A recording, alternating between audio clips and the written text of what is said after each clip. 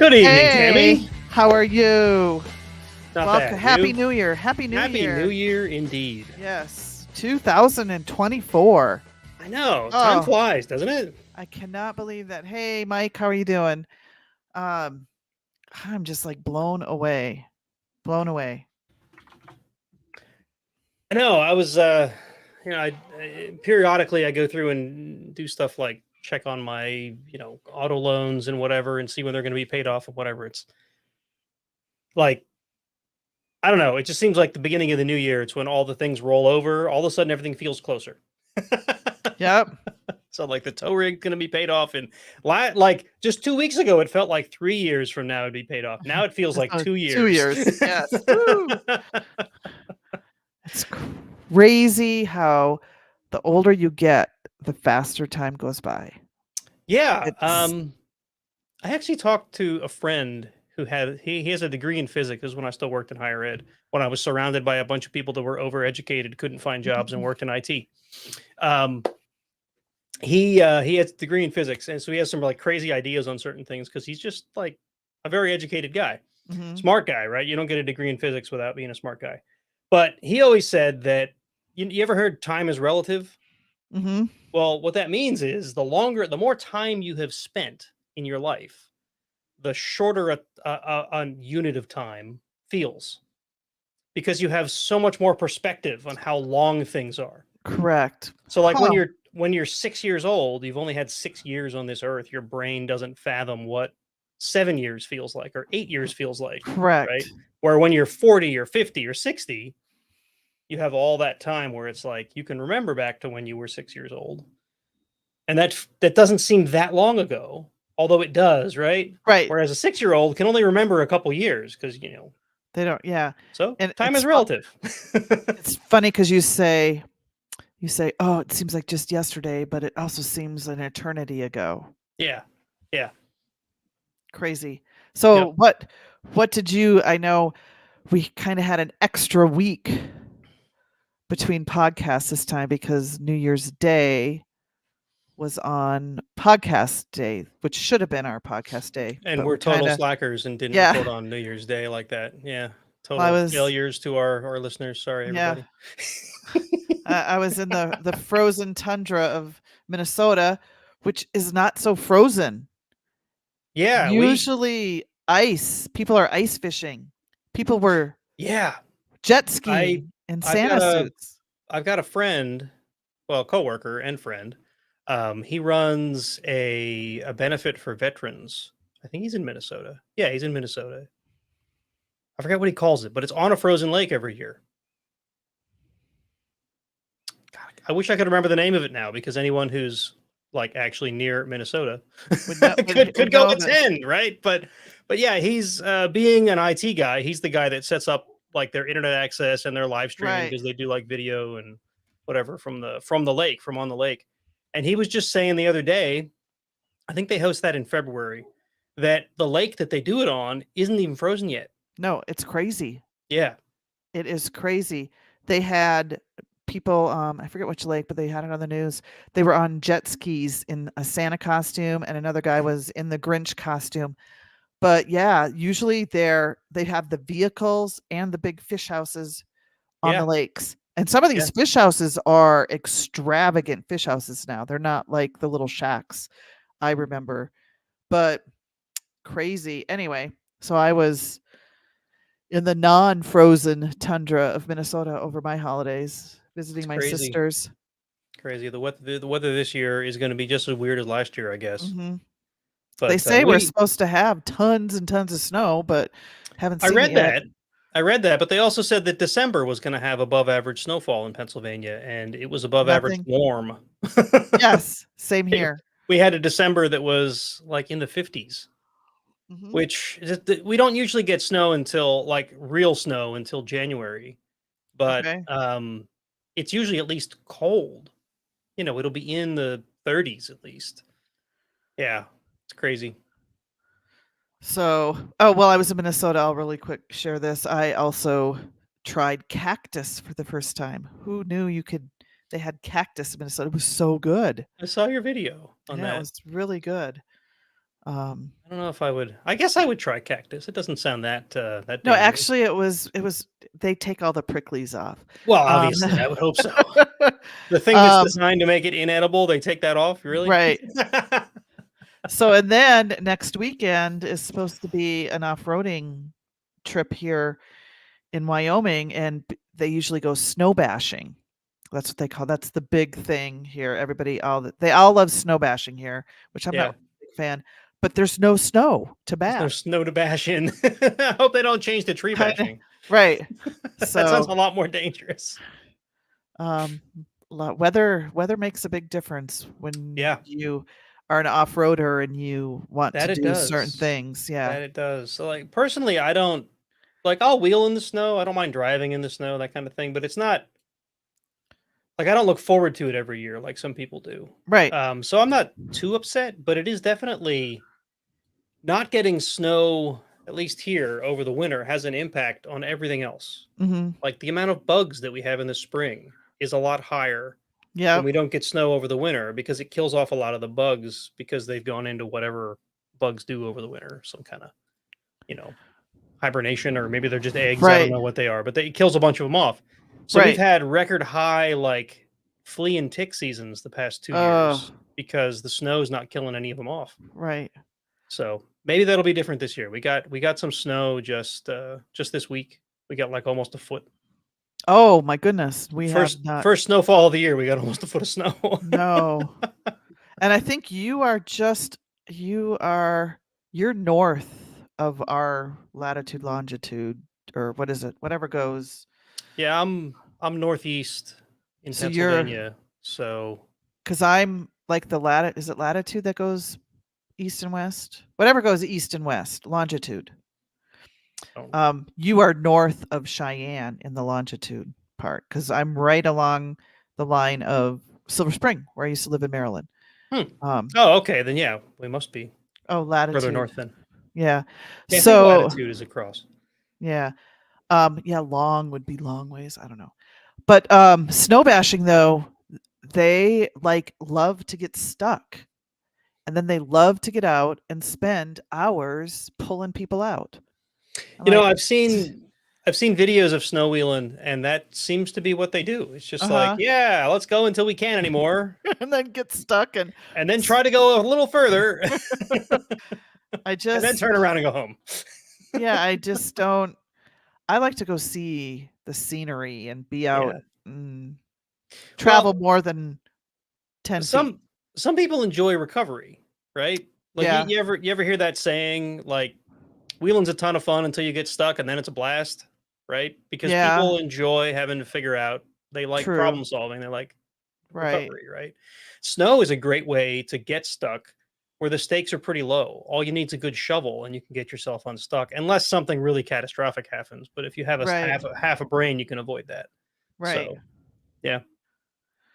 So we'll see. So how about you? So if you What was remember your last time I was talking about getting an x-ray on my eyes to find Oh, out if I had any metal in yes. them. I do not have any metal in my eyes. Oh, thank goodness. So I was able to get the MRI on my shoulder done. So And do you know what's wrong with it? um My the guess is you have something wrong with your discs in your neck.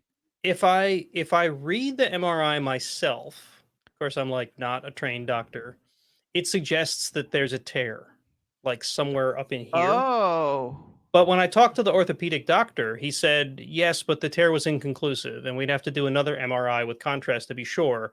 So instead of doing that, I'm going to send you to PT and see if they can work it out that way first.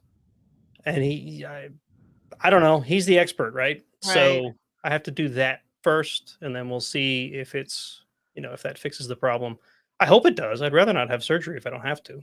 So all your vertebrae are fine then? All your discs and all that in your They back? I don't know if the MRI looked at that. They were focused on Ah, my shoulder because the pain is interesting. like here. See, that's where my pain was, but it's my neck that was causing my pain. Yeah, I don't know. So, I don't know, I guess we'll find Well, out. I go to yep. the first appointment tomorrow, so we'll see what they Okay. say. But Well, yeah, good luck. it's definitely an interesting endeavor. But other than that, I haven't really done much since our last show. I My December was a blur of travel and holidays and illness. So when I had 2 weeks off of work, I just basically spent them here in this office, hanging out, playing video games, playing with the kids, watching TV, like the Right. things you're supposed to do when you're not working, right? Chilling. So, Yep. and with the arm acting up, I didn't really want to get involved in any big projects that were going to hurt it worse. So, no real garage time until I can figure out. Because the last thing I want to do is do something that makes it worse of a Worse. problem, right? Yeah. So, I don't know that I will, but I'd rather not find out the hard way. Be cautious for sure. Yeah. Yeah. Yeah. So yeah, it was a good holiday though. My wife got me some LEDs. Remember I said I was putting LEDs underneath her Jeep? Yeah. Well, she got me a set, but I got Aw. I got hers from Quake LED, which we saw at Bantam, right? Hmm. And I'm weird about electronics because a lot of times, especially automotive electronics, because sometimes they're just like, make them as cheap as possible. They're not going to know any better. You know what I mean? And the Quake LEDs felt like they were quality. But I got these cheaper ones that she picked out because she just went to like Amazon and picked out LEDs. She didn't put the research in that we might have. And they look almost identical to the Quake LEDs, which makes She's me like, oh, look at these are pretty. yeah, but it makes me concerned that Quake LED is selling a plain old Knockoff cheap as set as a quality set. So we'll find out once I install the things. I'm hoping that's not the case, and I'm not saying that's the case, but they look suspiciously similar. right. It's crazy. One time I was on an airplane, and the guy sitting next to me, this was years ago, and I don't know how he got talking, and he goes, "Do you like cheese?" And I'm looking at him like, "What kind of question is that?" He was Cheese. a cheese salesman from Wisconsin. Go figure. Anyway, so we were So that's not just a trope. That's not just a myth. They actually sell cheese in Wisconsin. yeah. So he we just got talking about cheese. I love cheese, and he was saying, the plant where I get the cheese from that I sell is they just wrap the brand name cheese and then the generic cheese, like let's say the Safeway brand cheese. Yeah. It's the exact same, different Yeah. wrappers. Uh-huh. It's So funny how yeah. that works out. So Especially with food. A lot of times food is just like that. yep, yep. Well, folks, make sure you reach out to us on Instagram, Facebook. And you heard it If first you here. have, yes, Off-brand cheese, same thing. if you have any questions, any comments, any ideas, please, you can comment on our stuff. You can go to Yep. our website. You can email us at offroadinsiders@gmail.com, offroadinsiders.com. That's where you can find us. And please spread the word that we're here in the World Wide Web. I know a lot of people Yeah. like listening to podcasts, so We have share. a topic coming up later that came exactly from a comment. So Uh, stay tuned if you want to hear that. So yeah, yep. leave us comments. They'll probably end up in the show. So anyway, tonight's topic, or today's topic, or this episode's topic, Yes. we got to try not to say time. But And it's remember that. but it's so dark here in my office. It's Yeah. obviously evening. Nighttime. Yeah, so we're gonna talk about lifting your rig. Everyone wants to lift their rig, right? I've just recently been Oh through it with yeah. the JKU. I've been through a number of my own lifts over the years. I've talked to lots of people about lifting vehicles. I've advised lots of people on what they should or shouldn't do. Tammy, I'm sure you've done the same, especially where you Hmm. work now and through the old podcast, right? I'm sure there's been lots of Right. conversations. People come to you like, how do you like that lift? What did you have to do? We're not just talking about lift kits, though. We're talking about all the stuff that goes with it and all the stuff you really need to think about before you lift Lift a your Jeep. Jeep, Yeah. before or Or any any rig. vehicle. Really, I try to Yeah. keep it as generic as possible. Yeah, I Most of know. my I got. experience come with Jeeps, but I've spent a lot of time looking into other vehicles. Some of the channels that I watch are not Jeep exclusive, and I see a lot of people that are like building crazy stuff underneath, lots of other rigs. all the principles are kind of the same. Every model is going to have its own specific Quirks. Yeah. like quirks, but the basics are generally the same. There's going to be questions as to whether it's solid axle or independent suspension, and there's going to be different things to think about there. But really, most of it is really similar. So, but yeah. So, any comments on that before we get started? I just want to say, when the manufacturers design our vehicles, Mm-hmm.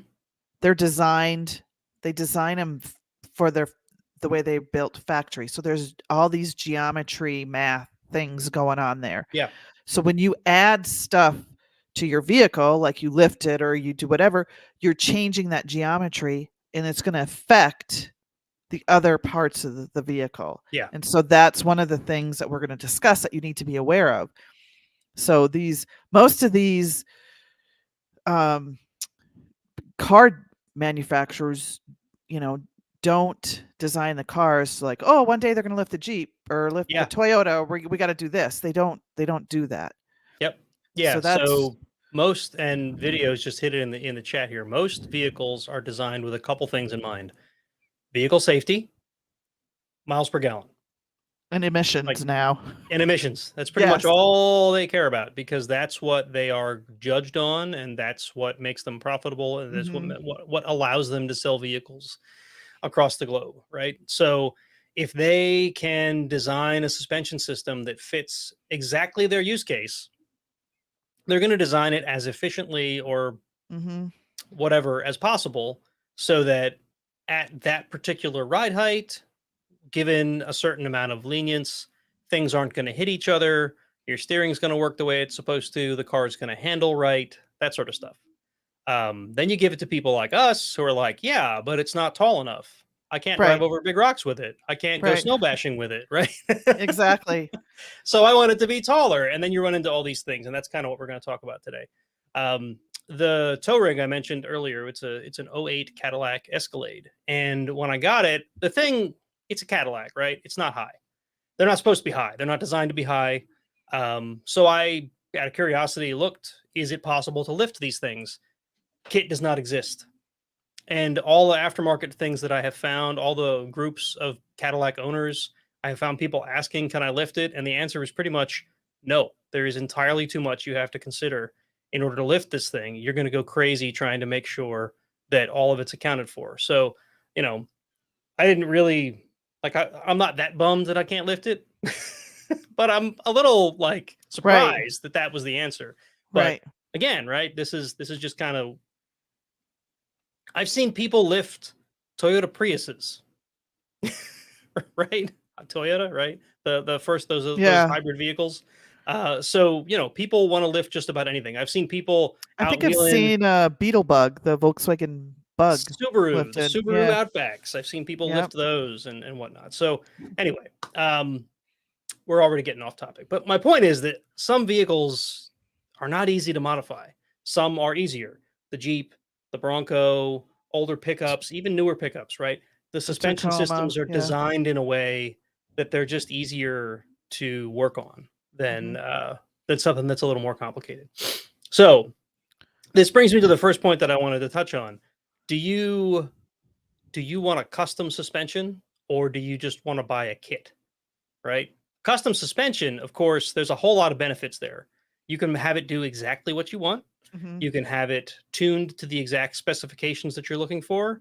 So if you're like some crazy racer or a rock crawler or an Ultra 4 driver, um, and you have those resources at your disposal, like that's a great way to get a vehicle lifted.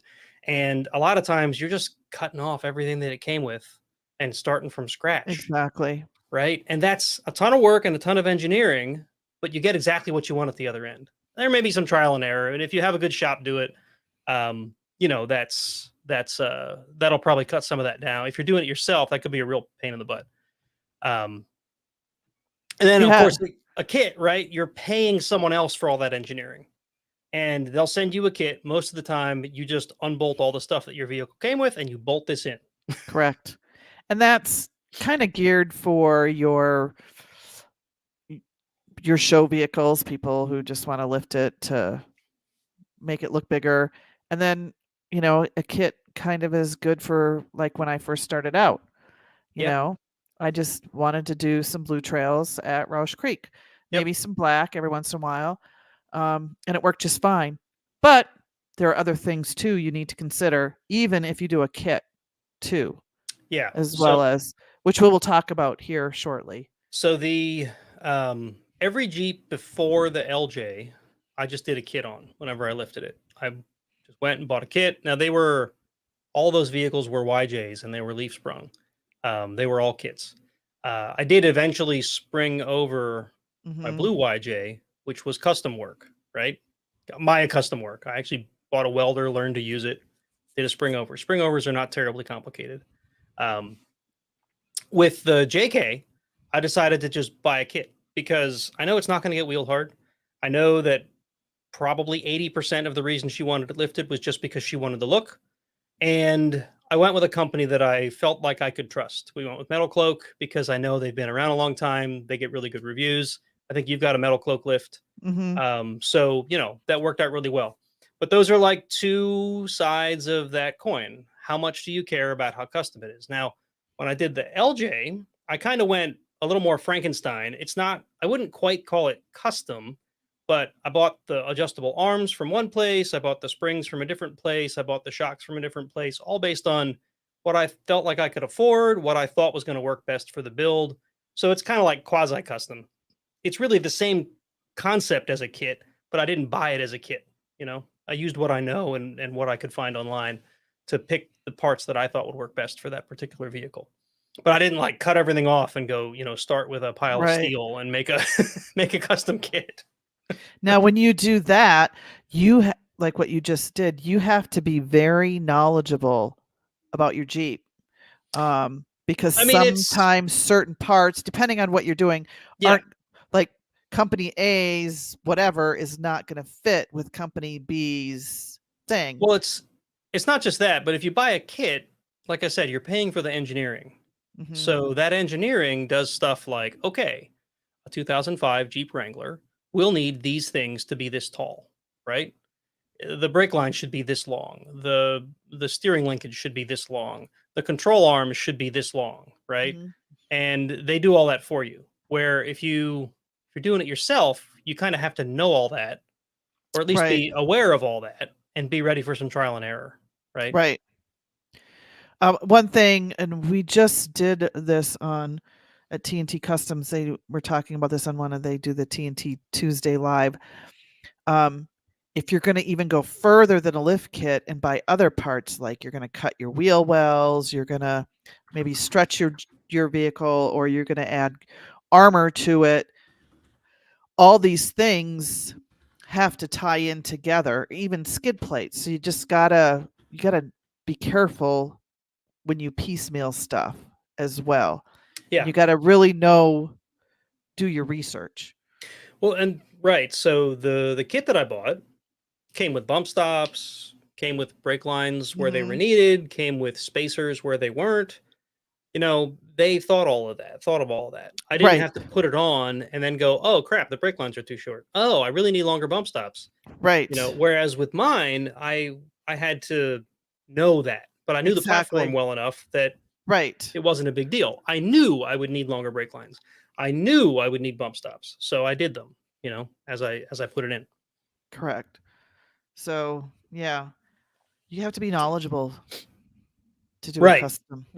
Which brings me to the next point I wanted to bring on. Should you do it yourself?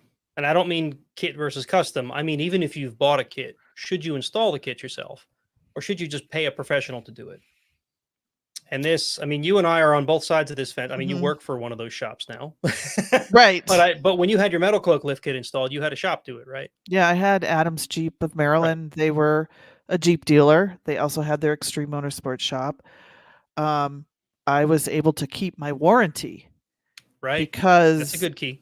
they did it, and they warranted their work and all that. And my Jeep was 2 years old then. I'm still making payments, so that's something you Right. got to consider. And most Jeep dealers aren't going to warranty a lift, even if they did it. Yeah. There's a lot Yeah. of them that won't. Adams Jeep in Maryland, they're one of very few who will do that. Yeah, I think if I remember correctly, the warranty, at least for Jeep, I don't know about other off-road vehicles or vehicles that they know are going to be off-roaded. They basically have clauses in there that say, "We'll warranty the stuff you didn't change." Mhm. And if we think the stuff you changed is what broke the stuff that Correct. we do cover under warranty, we may not cover that either. Right.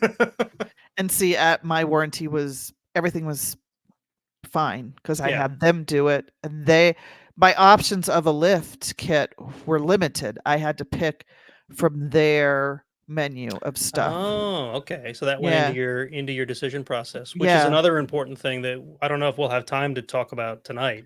How do you decide what company to go with, what kit to buy? Right. So, there's that. I don't now I think I could do the lift myself. I have more knowledge. At the time, there's no way I could have done that. Just because I was like clueless. And the other side of it is, do you have the The space tools, and the yeah. tools and a shop, a place to put your Jeep up on jack stands, a place where it's Mhm. not gonna like you're not Fall gonna on get you. or you're not gonna get rained out halfway through. Mhm. I've done a lot of working on Jeeps and driveways, and sometimes it sucks. And our driveway where I used to live in Maryland, it was slanted. the So, the guy I've talked about in the past, Pete, who used to he was editor for JP Magazine until he passed away.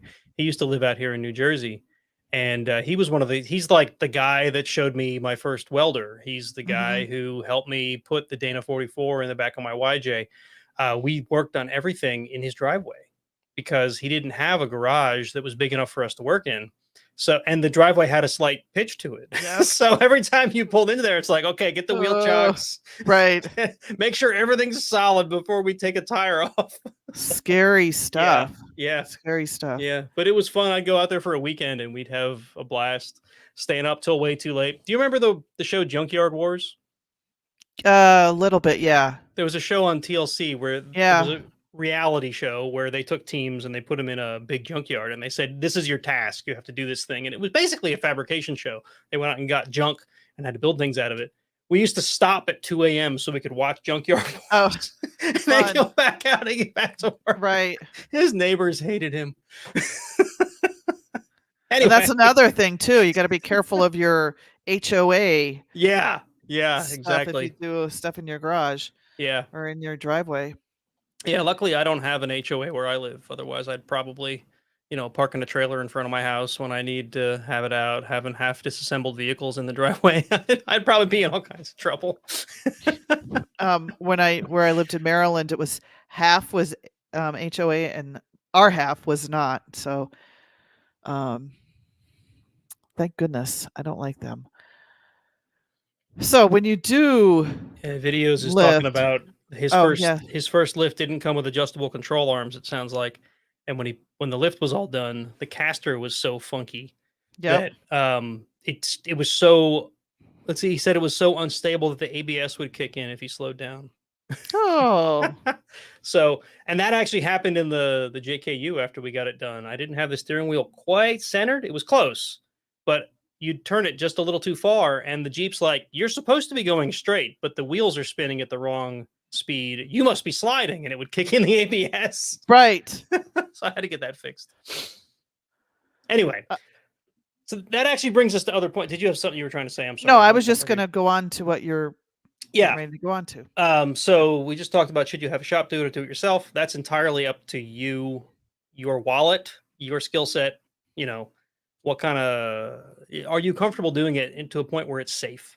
Mhm, Not just while you're installing it, but when it's done. Are you going to be mhm. confident that that vehicle is not going to fall apart when you pull it out of the garage? But the next thing is just like all of the tail on stuff, and that goes to exactly what videos was just talking about. All the other things you need to think about when you make the suspension taller. There's the obvious things. Oh, I need longer shock absorbers. Maybe my brake lines are too short. The steering probably needs to be adjusted. I should probably get it aligned. Okay, that's it. We're done, right? Mm-mm. No. Your speedometer, because when you Yeah. lift your Jeep, you're lifting it to put bigger tires on. Yeah. So Yeah. you're gonna have to adjust that speedometer. Right. So I made just kind of like a bullet list here of all the things you're going to have to think about.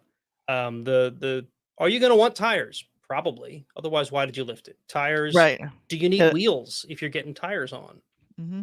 Probably, because the Mm-hmm. factory wheels are usually pulled in pretty far, so the vehicle's not too wide, and for clearance for the brakes and all that stuff. So as soon as you put bigger tires on, they're going to start contacting the fenders. That's not okay, right? You're going to have to move those out.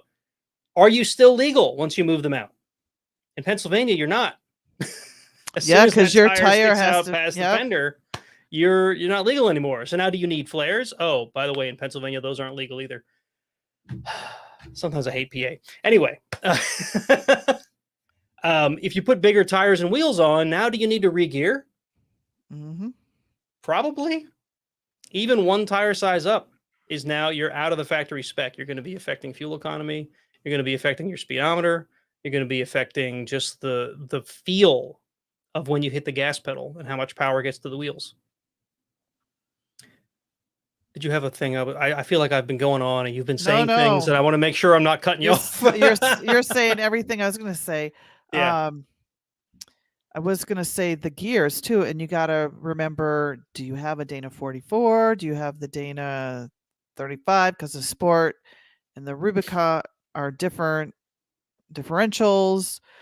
I don't know what how the Toyotas work. I don't know how that works on those Um, other in the Broncos and all that. I don't know. yeah. So generally, all the differentials work kind of the same way Uh huh. in most off-road vehicles. I'm not going to say all because I'm sure there's some outlier out there, but usually there's the center differential that has a Mm-hmm. ring and pinion and side gears or a locker or whatever in it, and then there's shafts that get out to the tires. Now in independent suspension, that's in like a flexible setup.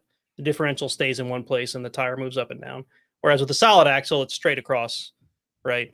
But in theory, they're all very similar. The difference is with that movement part, there's usually extra joints and whatnot to think about bushings and stuff. So yeah, that'll cover most off-road vehicles. Right. But same concepts, right? I've seen people tear into independent differentials, and the center section is basically like you can get, for example, a Dana 44 that is an independent suspension. The center section looks just like a Dana 44 pumpkin. It's just there's no tubes on it. It goes out to these brackets that go down to the Hmm. independent suspension. So the ring and pinion and stuff is all pretty much the same. Now, again, that's going to change based on certain outlying vehicles. Like if you've got something with portal axles or whatever, they're going to be different. But I know on when I lifted mine, I think I've changed the pinion seal 3 times. yeah, they're And I notorious. yeah, I don't know if that is a would just if that would have happened if I would have left it stock or not. Maybe?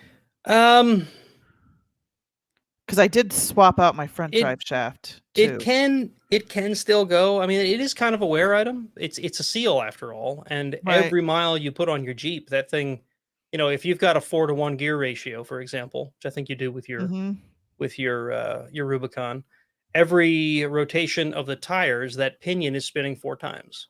So that thing Hmm. sees a lot of rotations, right? So Yeah. yeah, they do wear out. I don't know about 3 times in how many miles you have on that thing? 120,000.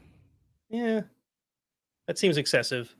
It could be if the front drive shaft vibrates just a little, that'll wear that pinion seal out Mhm. faster, right? So that could be a thing. And speaking of drive shafts, that's another thing Yeah, you for that's sure. that's an important one. If you're only lifting a little bit on most vehicles, you can get away without new drive shafts. However, like on the TJ, I still have the factory drive shafts in it, and it's 2.5 inches lifted, right? No issues. Well, that's LJ, sorry, with the slightly longer wheelbase. A TJ and other short wheelbase Wranglers, even 2 inches might be too much for the rear drive shaft because it's really short. There's not a Mhm. lot of space between that transfer case output and the rear axle, so you end up with a really steep drive shaft angle, and then you get vibrations, and that will wear things out. It'll wear out your transfer case pinion yoke seal. It'll wear out the pinion yoke seal in your axle. It'll vibrate, so you'll hear it or maybe feel it when you're driving. Not good stuff. Your U-joints will wear out faster, all not good things. It doesn't take much for a short wheelbase Wrangler, maybe even the JK two-door. I'm not sure. I don't know if that's as big of a problem there. Mm-hmm. But on the JKU, for example, and we talked about this before, that front drive shaft, even a 2-inch lift is enough for that joint that's in the front the front drive shaft, that Rosetta joint. It's just too much. It's out of spec, Mm-hmm. and it'll ruin it. And there's a boot on the slip joint that's in the front drive shaft, contacts your exhaust. I was just going to say, there's actually one of my blog posts shows where my drive shaft was smushing the exhaust part. Yep. And the Tom Woods drive shafts, I'm sure Adam's drive shaft, is that Yeah. the other one? Their tubes or whatever, the big circle part, the big round part, Yeah. that is skinnier than Yeah. the factory drive Yep. shafts. And Yep. so it's not going to come in contact with the exhaust. Yeah, when I did the JKU, I was gonna Metal Cloak sends an exhaust spacer kit along with the kit. It cost me like an extra $20 or something. And I bought it with that. I was gonna do that. And then after I bought it, I'm like, why am I doing this? Why don't I just spend the money to get the drive shaft? That's Mhm. the right way to fix this. Right. So that's Right. what I did. And you're right. My God, the shaft on the factory JK It's is huge. enormous. It Yes. looks like a piece of sewer pipe. It's enormous. Yes. Maybe it's And not quite that big, but it might be 2.5, 3 inches diameter. Well, it Where was the Tom Woods is much oh, smaller, much at smaller. least half the size. I Yeah. did think that the JKU drive shaft was huge until I saw, God, was it a Ford truck or Oh yeah, something at the shop? I'm like, holy cow, that thing yeah. is huge. I Um, one of my YJs, I had to pull the drive shaft out. This was before I had a press or anything, and I wanted the shop. My dad and I worked at the same place, and we had a shop there where they maintained all of the company vehicles. So I would use them for automotive work. So I pulled the drive shaft out to take it to them to press a new U joint into the drive shaft, and I asked my dad, like, can we throw it in your trunk and we'll go to work together? And he's like, how's it gonna fit? And I showed it to him, and he's like, that's it. uh-huh. Because he He's was used to probably pickup expecting. trucks. The thing Right. was like this long. It was Right. a foot and a half long. Yeah, I was like, holy cow. Big, big, big. Yeah. I have a two-door, 3.5-inch lift. It's definitely the reason my drive shaft is going. Ended up replacing both with Adams. That Yeah. was Mike. Yep. So he's got a 2-door, I guess JK. He doesn't say JK, but I assume because that's what I was asking about. Yeah. Yeah, he said Oh, he does say 2-door two-door JK. That JK, is. yeah. Yeah. So there you go. I guess it is as big of a problem there. I had a 2-door JK for a year and a half, but I never put a lift on it. That's that one I said I felt like I couldn't afford to wheel. It's like I was out of my own class. Right. So let's see. We did gearing, speedometer, brake lines, steering geometry. Did we Yes. talk about that? Steering's And important. You've heard like the myths. Oh, you've got a Jeep, you must have death wobble, right? Well, no, you're not supposed to have death wobble. Not if you get it right. Not if you maintain things and make sure that everything's in the right geometry in the front end. And that is, it's going to come down to an adjustable track bar, proper adjustment of the drag link, and placement of all those things, Mhm. right? So a lot of people put a drop pitman arm on so that their drag link is not too short, because they say, oh, well, this fixes the geometry. Well, if you put a drop pitman arm on and then you put on an adjustable track bar, you've now caused death wobble, because they're supposed to be parallel to each other, the drag link and the track bar. Mhm. If you lower one and not the other, now they're not parallel anymore, and that can cause death wobble. But it's a common thing, right? I remember 20 years ago when I was learning about this stuff, everyone's like, oh yeah, you have to put on a drop pitman arm.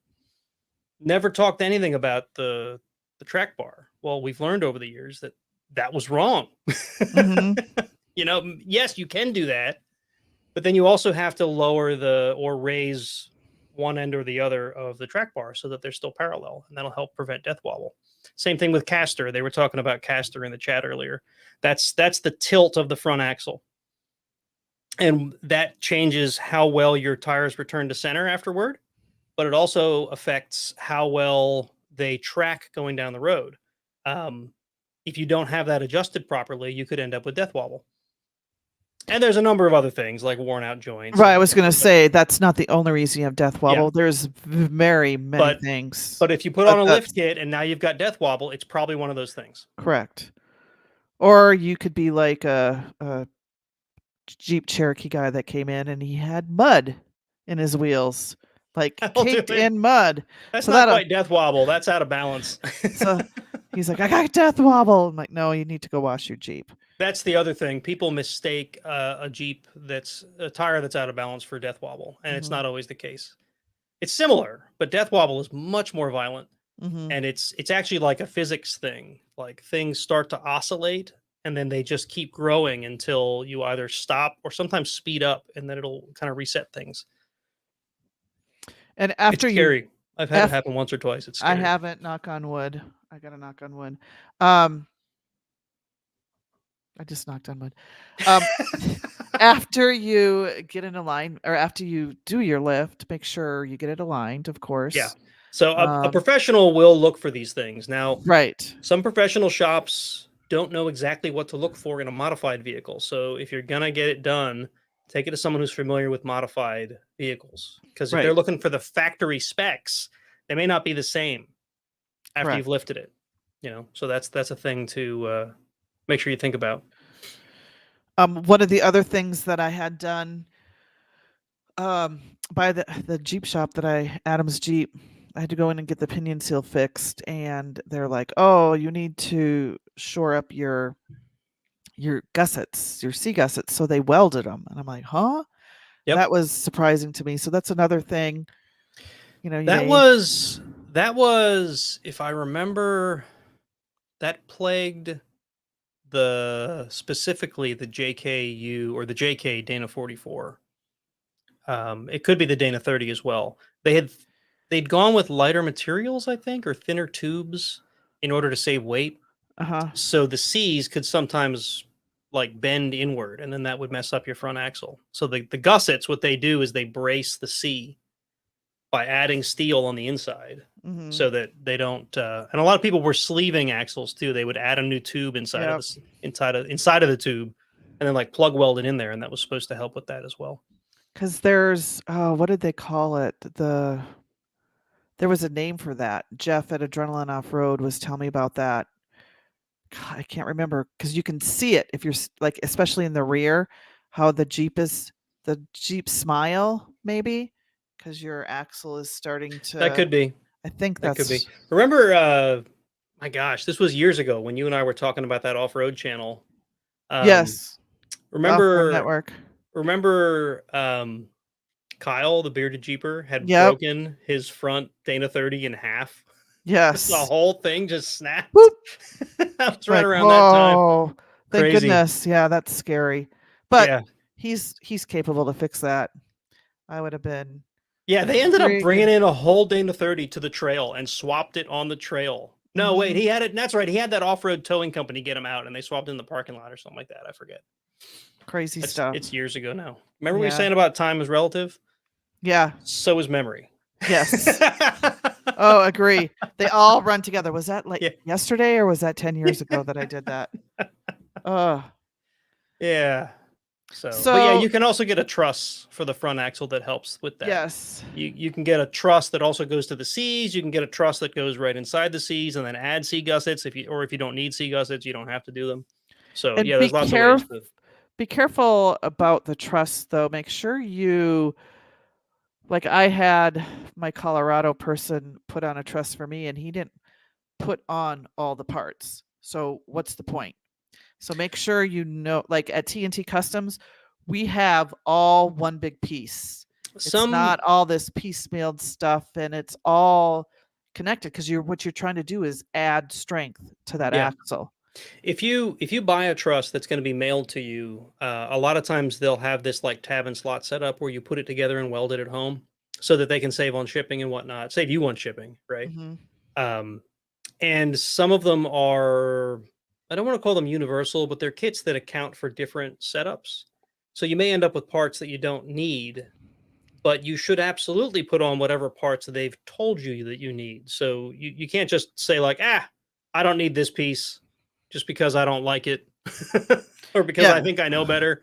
But yeah, put it together the way they said to put it together. If you have extra parts and you're supposed to have extra parts, that's a different case. right.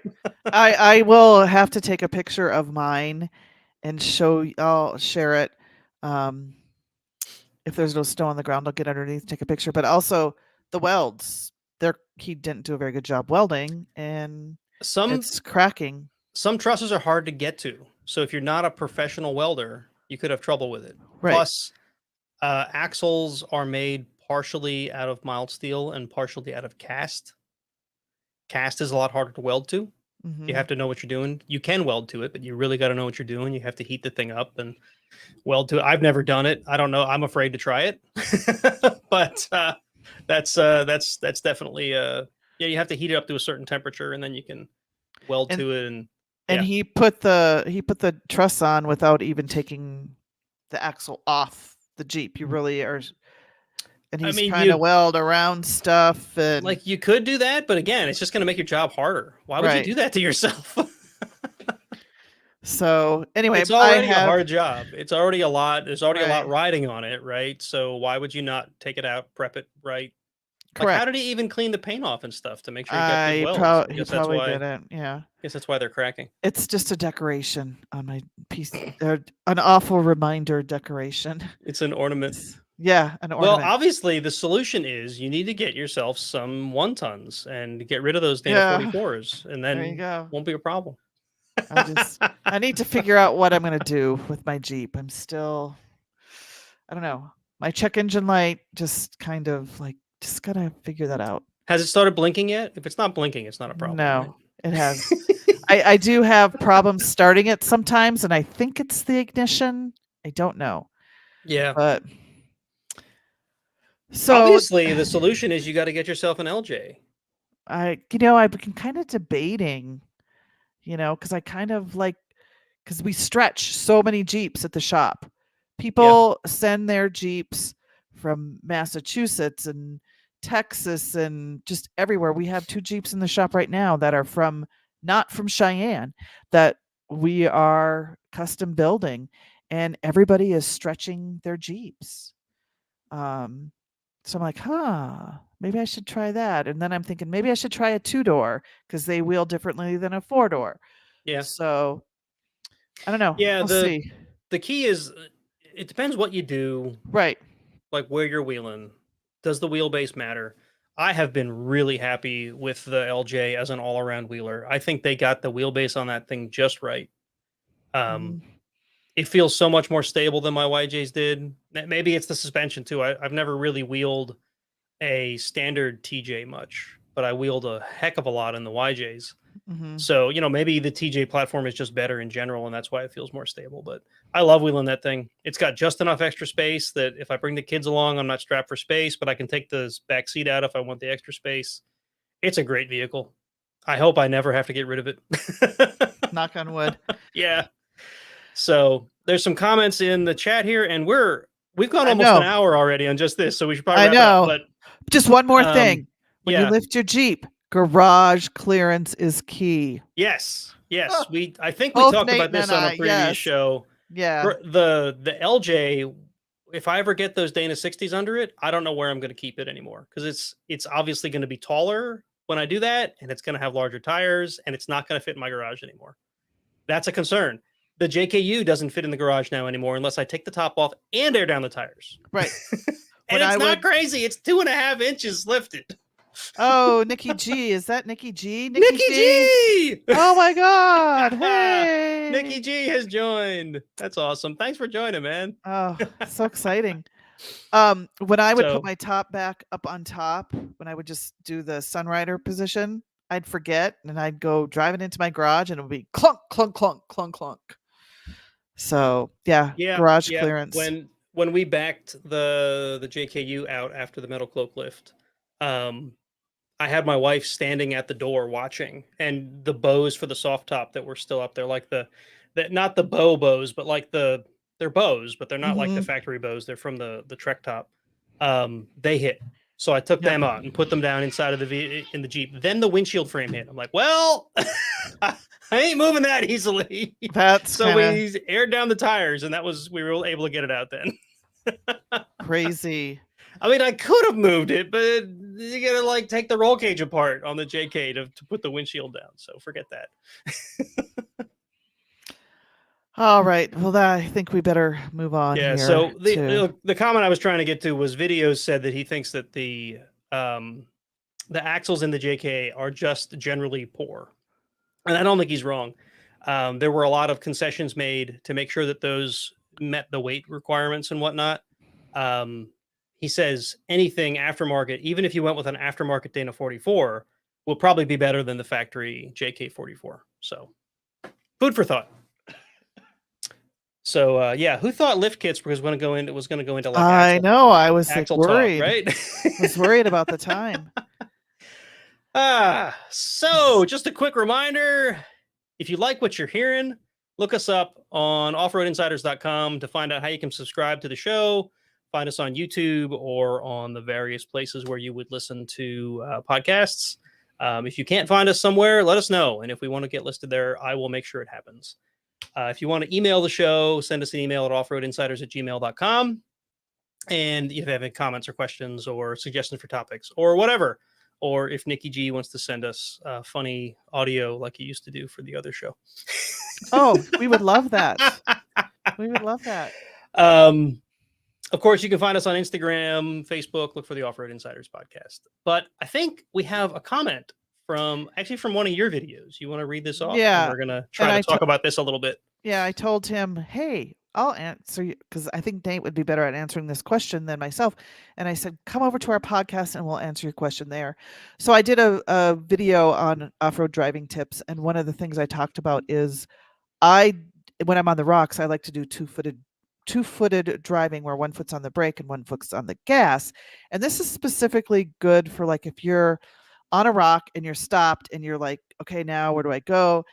And if you lift off the gas, or if your foot's on the brake and you want to go over to the gas to give it some gas, sometimes the Jeep will go back just a little, and it's just easier to do two-footed driving. You just have more control. So this guy asked, hi, you mentioned driving with one foot on the brake and the other on the gas with a manual transmission. How would I do this? Do it in basic. New to this, seeking tips. Thanks. And I think it's a totally different system when you're driving a manual. Right. Because you have, and Nate, you can probably explain this better. We were talking about this a little bit before the show, so I could try to have it prepped in the back of my brain. And I told you this. My dad, when he taught me to drive, he taught me on a manual vehicle. Everybody should learn manual, right? Mm-hmm. And he insisted that he was able to work the brake and the clutch with one foot. He described it to me 1,000 times. I tried to watch him do it. I could never do it. I don't know how the hell. My foot must not be big enough. Big feet. I don't know. But so if you're able to do that, maybe that's a way to make it happen. However, I have found in my experience, it's not really required with a manual transmission. And that's because, and it comes down to mechanics, the way an automatic transmission works versus the way a manual transmission works. With a manual, when the clutch is engaged, you have a direct link between the RPMs of your engine and the spinning gears inside of your transmission. It's engaged, period. There is like 1-to-1. It goes from there into the input shaft of your transmission. And then, of course, gear reductions and whatnot change the amount of RPMs that go from the engine to the wheels. If you encounter an obstacle, then you'll hear the engine bog down. And if you're geared low enough, it should overcome that and continue going. What you're trying to get around, Tammy, with the brake and the foot thing is with the automatic transmission, there's a torque converter that's in between your engine and your transmission so that the engine can spin at whatever RPMs it wants. And the transmission, if there's enough force to stop it from moving, it can spin. It's like an automatic clutch is the best way I can describe it, right? So if you come up to an obstacle and your front tire hits it, you lose power because the front tire, the torque converter just sees that there is a resistance, right? It doesn't know if it's the brakes. It doesn't know if you've put the the transmission in neutral. It doesn't know why. It just does its thing. It converts torque from the incoming spinnies to nothing on the other end, right? So in order to overcome that, you have to hit the gas. Hitting the gas spins the engine faster. The torque converter then moves the torque into the transmission. So the two-footed thing is a little more important when you have an automatic transmission, because the torque converter will be doing things to rob that power that's coming from the engine into the transmission. That doesn't happen with a manual. I don't know if I'm rambling and if anyone's really following what I'm going on with here, but with a manual transmission, the only time that will happen is if the clutch slips. You can make that happen, and that's actually a valid way to like overcome obstacles. If you don't have the gearing, you can push the clutch in just a little, then it'll start to slip. You'll still get power from the engine. It'll still get into the transmission, but it'll be less, the amount that the engine bogs down will be reduced, so you won't stall, right? And that's a very valid way to wheel with a manual transmission. It does wear your clutch out. Right. So keep that in mind when you're doing this, right? So I think that's my best advice, I think, is the two-footed wheeling thing works really well for automatics. With a manual, you probably don't need to do that. No, because your clutch is kind You're of using the clutch in the like same way, right. except it's Right. the opposite, right? Instead of convincing your engine, no, or your torque converter, no, stop slipping, you're causing slippage by pressing the clutch pedal a little bit to try to prevent it from stalling, right? Which is exactly what the torque converter is doing for you. It's just that it's dumb. It doesn't know that you're trying to go over a thing. It thinks you're trying to stop the vehicle. Right. Whereas with the clutch pedal, you have more manual control over it, which is why a lot of people love manual over automatic for off-road, because you have that direct control. It does what you tell it to instead of what it thinks you're trying to do. And it takes a lot of practice. It does. And you will stall your vehicle, and people will make fun of you for it. Right. And it is what it is. Every person I've wheeled with who wheels a manual, they stall. It's just part of it. It really is. It's no big deal. It doesn't mean they're bad at driving. If you've got the right axles in your gears, or if you've got the right gears in your axles, and if you've got a good reduction in your transfer case, it's harder to stall, right? Your Jeep will just crawl over everything once you've engaged the clutch.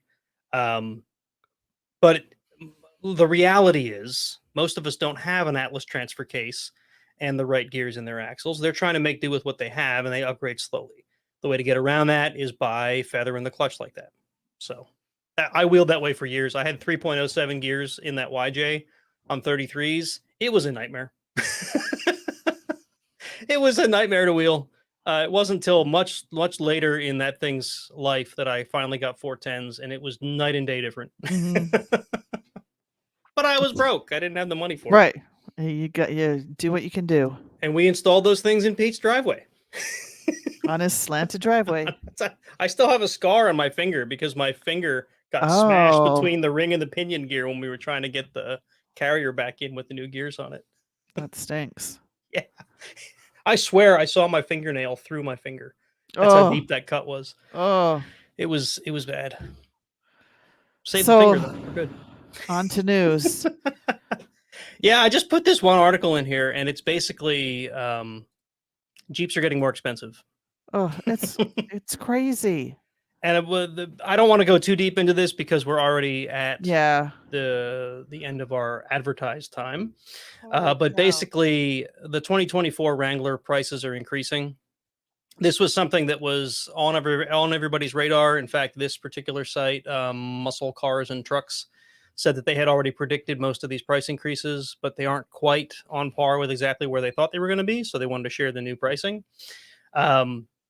The thing that's flooring me about this, the Sport two-door JK or JL Sport two-door. This is the lowest end two-door model, almost 34 grand. 34 grand. This is where the base of the base model Wrangler is now. That's insane. It's insane. And that's only up $200 over last year. But I would love to see, and I wasn't paying attention. I don't know where these price hikes came from, but when I bought my JK, my two-door JK, It was under 30 grand. And that was a JK Sport, two-door JK Sport. That was a 2013 though. So we're talking 10 years ago. But I want to say I paid, I think sticker was like 28, 27, something like that. So I know $94,000 for a 392. Yeah, now that's a specific vehicle, right? That's got the 392 under the hood. So I can kind of understand a premium there, but it is a ton of money. Yeah. Ton of money. Rubicon X two-door, 60 grand. Now my Rubicon in 2000 I bought, it's a 15, I bought it in 14, it was 43 sticker price. Yeah. So Now the Willys Wheeler is in that price range. Willys Wheeler 4-door, 45 grand. 46. Craziness. 40. The Sport S is 41. 4-door. Oh, I got to win the lottery. But I don't know if I want a JL. I don't know. I've seen them wheel. They're capable, right? I mean, I see them at the Jamboree all the time. They are still a capable vehicle. But it's all that electronic stuff. So all many that doodads and gadgets in there. I just don't know. I like the Yeah. LJ. Even the LJ, I feel like, has certain things in it that I wish it didn't, that make it more complicated than it should be. The YJ was so dirt simple. I miss that thing.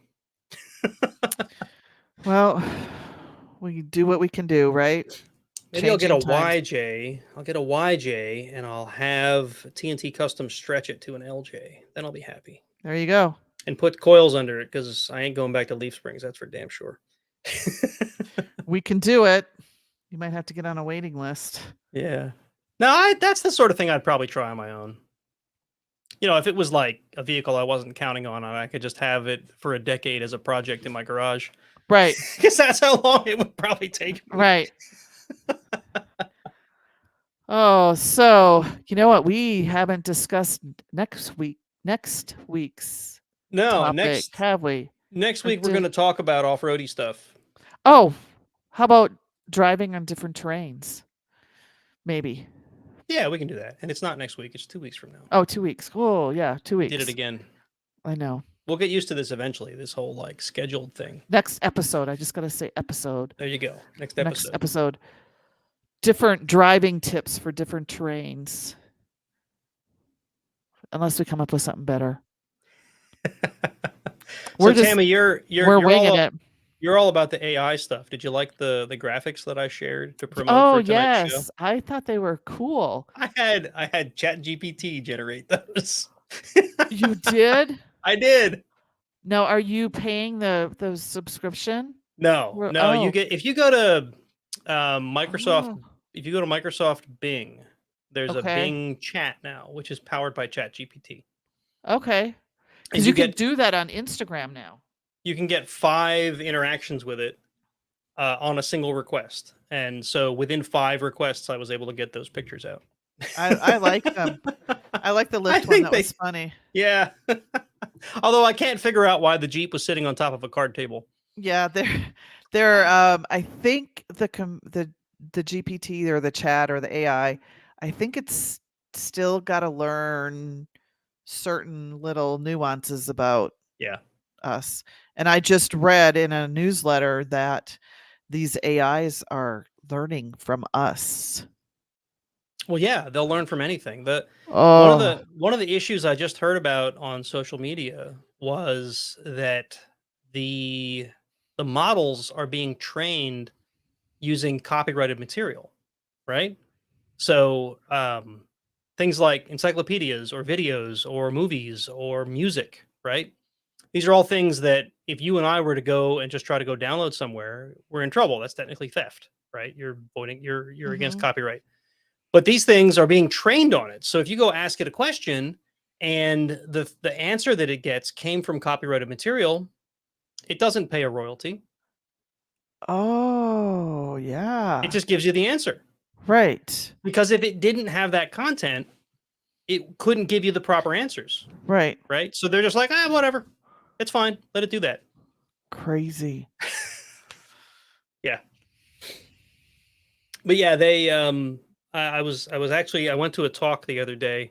It was a very technical thing, so I'm not going to go too deep into it. But this phenomenon where you ask ChatGPT or anything a question and it gives you an answer that it is confident, like it presents it as though it is truth, but it's not. Oh, They, yeah.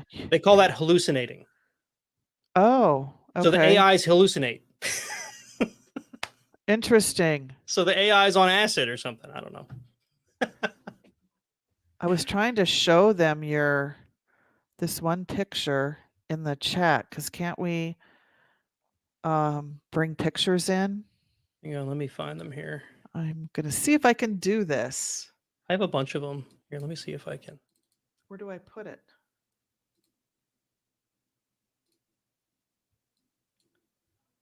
So anybody who's Yeah, watching I know. live at this Yeah. point, let me. And anyone who's listening, Here we go. oh, did you do it? You Hold got on. it. I'm gonna try to share the window. Share screen. Don't give me your tooltip. Just let me share a thing here. All right, I'm sharing the pictures now. You see the pictures? Oh, I didn't see that one. No, this is one of them I downloaded. Right, I had it Oh, generate a few of them, and I downloaded all of them. I only uh-huh. shared a couple of them online. So that's one. There's another one. So she's like Crazy. out in the woods, And totally like she bewildered by looks like something. she kind of looks like a real person. Yeah, yeah. I don't know. If you look close, it looks very. I don't know, like Yeah. almost cartoony. There's another one.